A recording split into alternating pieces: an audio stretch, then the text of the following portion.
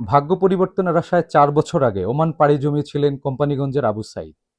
কিন্তু সমুদ্র দেখতে গিয়ে নিখোঁজ আজ ১৮ দিন। খোঁজ নেই, পরিবারের শোকে স্তব্ধ।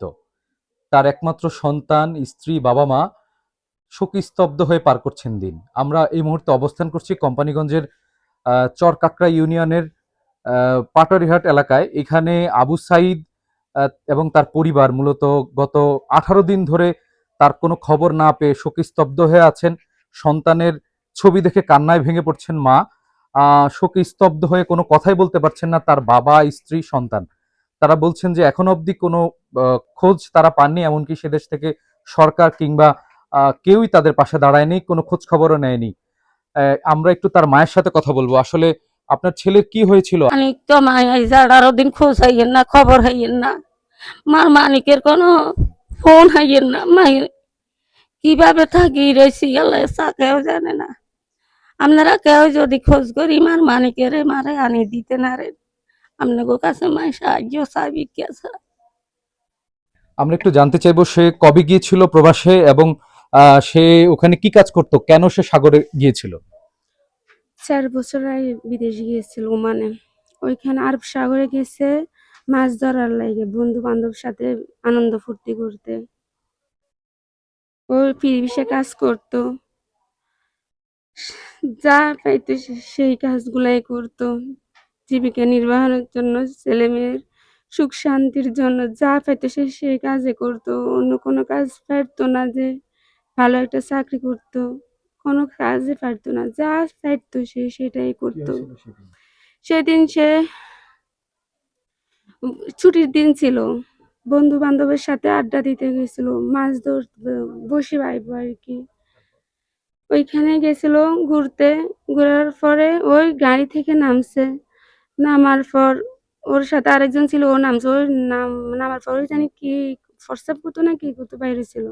ওই আগে দিয়ে গেছিল, ওরা দেখেনি ওইখানে যে পড়ে গেছে। কেউ দেখেনি, দেখছি শুধু ওর হাত দুইটা উপরের দিকে উঠে মানে সাঁতার কাটতেছে, চেষ্টা করতেছিল সে।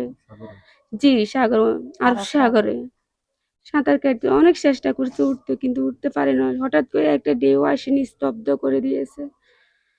বাংলা কিউআর, যেখানে নগদ পেমেন্ট সেখানে।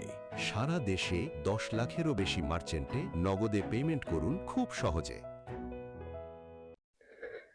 আমরা একটু তার বোনের সাথে কথা বলবো। আসলে আপনারা কি চান এই মুহূর্তে? আপনাদের পাশে কি কোনো খবর নিয়েছে প্রশাসন বা কোনো বিষয়ে আপনার কোনো খবর পেয়েছেন আপনার ভাইয়ের? জি না, আমরা এখনো কোনো খোঁজ খবর পাইনি। আমার ভাই আজকে 18 দিন নিখোঁজ। নিখোঁজ অবস্থায় আমরা আছি। যদি কোনো সর্বোচ্চ ব্যক্তি, সম্মানিত ব্যক্তি যদি আমার ভাইয়ের কোনো সন্ধান দিতে পারেন, ও বিষয় আমাদেরকে জানাবেন। এটাই আপনাদের কাছে আমাদের চাহিদা। আমরা একটু তার বাবার সাথে কথা বলবো। আসলে আপনার ছেলের কোনো খবর পাচ্ছেন কিনা বা আপনারা সরকারের কাছে কি দাবি জানাতে চান? আমি দাবি জানাইতে চাই আমার বাচ্চার খোঁজটা যেন সরকার করে বা দেয়। আমি এটাই কামনা করি। আজকে 18 দিন আমার সন্তান নদীতে নিখোঁজ, আরব সাগর। আমরা একটু তার স্ত্রীর কাছে জানতে চাইবো আসলে কি কি খবর, আপনারা ওই দেশের সরকার থেকে কোনো কিছু? না, ওই দেশে সরকার থেকে কোনো কিছু পেতে, ওরাও প্রশাসন জীবনের মূল্য ওদের কাছে কিছুই নেই, তো সময়ের মূল্য শুধু সেটা সময় নিতেছে আমাদের কাছে। ওরা জীবনের মূল্য থাকলে তো ওরা আমাদের হাজবেন্ড আমার খোঁজ করে আনি দিত, কোনো খোঁজ আনতে পারতেছে না ওরা। ওদের কাছে সময়ের মূল্য বেশি, মানুষের মূল্য নাই। ওরা যদি পারতো আমাদেরকে কিছু একটা বলতো, সান্ত্বনা দিতে পারতো, ওরা সান্ত্বনাই দিতেছে না আমাদের। যেমনটা শুনলেন, তারা মূলত শোকে স্তব্ধ। সান্ত্বনার ভাষাও তাদের কাছে নাই। তারা চাচ্ছেন যে দেশের যে সরকার, প্রধানমন্ত্রী এবং যিনি পররাষ্ট্রমন্ত্রী আছেন, তারা যেন এই ব্যাপারে উদ্যোগী গ্রহণ হন এবং আবু সাঈদ যেন তার পরিবার কাছে ফেরত আসে, অথবা আবু সাঈদের মরদেহ যেন তাদের কাছে ফেরত আসে। যেভাবেই হোক, জীবিত কিংবা মৃত, তারা তাদের সন্তানকে পেতে চান, সন্তান বাবাকে পেতে চান, স্ত্রী তার স্বামীকে পেতে চান।